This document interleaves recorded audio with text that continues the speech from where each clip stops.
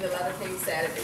So that was on Valentine's Day, so I was at my desk and I was doing, I was like, yes, yes, yes, yes. So yeah, we were really excited. And then the following week, Virginia Tech to dinner. So they've been calling the house, wanting him, you know, to come down.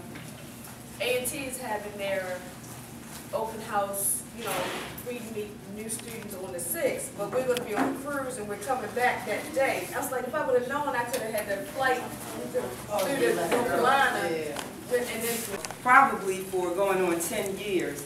And I generally speak to the parents and or the students depending upon what the need is for that particular year. And throughout the time that I've been working with them, I usually correspond with members of BPM, particularly Mr. Carter, and we just look at the news and find out what issues are occurring that we think the parents and the students, as well as I have a son and a stepson, and really big on education. So many times I speak to parents about basically how to be hands-on and hands-off with your students to make them academically fit. Because for those of us who have been to college, as I have, and maybe some of you have, but even for those of us who have been to college, it's still a different process for young people to go through now than it was when I was going to college back in the 80s. I know this is university, and when I look at the students who, I get those magazines too, I'm like, wow, these students, I don't know if I could have made it there. And then I got my PhD from the University of Maryland, College Park. And when I see what folks that are going into those cohorts, because when you start doctoral programs, it's a small group of folks who have already published and all kinds of things, and I was just about out of my program before I published. So it's just a difference. Expectations are different, and so what we have to tell our young people is preparedness. And so I don't know if I'm preaching to the choir or if some people will disagree with me, but I've been doing this for a minute. And for my stepson who is in college, who listens sometimes, and for my little boy who is in the 8th grade, who listens, as well as the social piece will come, that's important too, but just understanding that school is really a serious matter and that expectations are even much higher than they were in the past.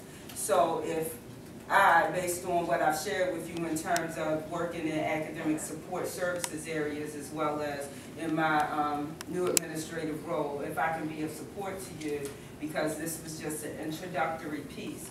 I am here and I'm glad you brought that up. I've seen, based on Towson and some of the other, maybe not Towson, some of the other universities, that there are a large number of African American students there, many from the Baltimore area. Mm-hmm. And the ones that I know personally have graduated from Frostburg are doing excellent.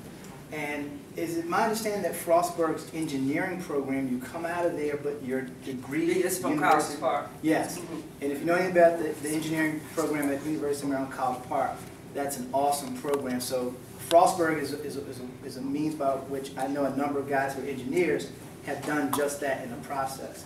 Now my question to you is, when you said that the expectations are different. So, flexibility, and she could be a key to that flexibility. Because I've been dealing with Terry for a long time, and when her main folks out at Frostburg, we deal with each other for a long, long time. So when something has to happen, I can pick up the phone and make that call. So we'll talk individually about some concerns you might have, and we might have to look at another route. But the key thing is flexibility. Not where you want them to be, is where they sometimes where they need to be. I only brought a couple more cards in here. Okay. So here's the ones I have left for anybody that needs it, but Rod has my contact Right, okay. information. I can call out her numbers around the top of my head. That's how often we talk. Okay. Oh, yeah, I know you know. Yeah. Okay. All right. Mark, his daughter was at this situation where she called Queen Latifah, help me. Bring it down the house. What was it? Bring it down the house. Yeah. To me, that was a good situation, you know, a good example of where she was somewhere uncomfortable with your son's friend dealing with the meaning of no, and, you know. But I guess that's so stressful with the way, you know, the social media is. Yeah, but if we stay like mommy, we'll never know. You know what I mean? Like, at least we get to get some. A lot of stuff that was just like, in your heart, you'd be like, you don't know what a ghetto looks like. Like honestly, like. When in doubt, I just laugh before I say anything. Yes. To try to. Yeah, because like, God forbid, like, like, for example, like some of my friends from College Park, they've come to my area and they think that's bad. I personally think that my neighborhood's okay.